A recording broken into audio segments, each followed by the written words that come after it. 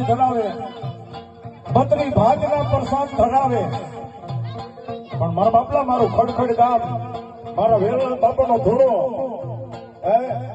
ઈ ધૂળો એક જ એવો છે બાપ, કદાપી આ પ્રસાદી થતી હોય ને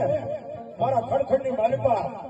તેથી આ કાસના ટુકડાની પ્રસાદી થતી હોય ને તો મારા ખડખડની માલિકા મારા વેલણ બાપુને થાય છે.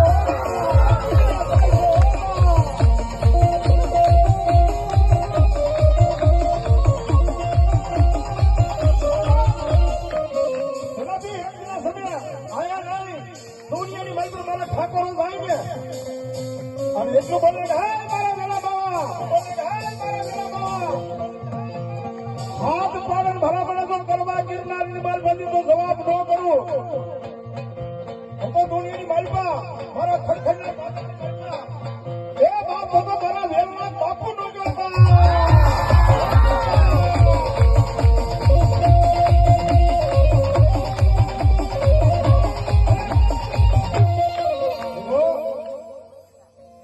દિલ્હીની માલિકા જેથી વેલનાથ બાપુની હાજરી થઈ, બાપાએ તેની ધૂળો ધખાયો,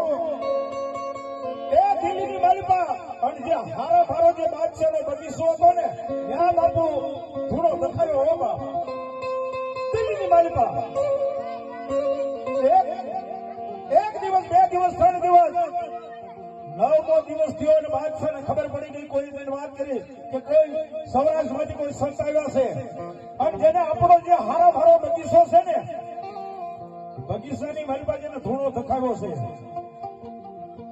અને જેથી બાપ મારા 5 હોલિયા દીદી હારે હોય, 5 પીર હારે હોય, અને એની ભેળો મારા વેલનાથ બાપુએ અને તેથી મારા વેલા બાવા અને મારો ગિરનારનો સંત મારા વેલનાથ બાપુ હાજર હોય અને તેથી કીધું તો આ ધોળાને બંધ કરી દો, આ ધોળાને બંધ કરી દો બાપ. અને તેથી એટલું કીધું તું, હે મારો ભાઈ, અને તેથી મારો પઠો બી હાજરમાં હોય, અને તેથી કીધું કે ભાઈ ધૂણો તો ભાઈ નહીં થાય,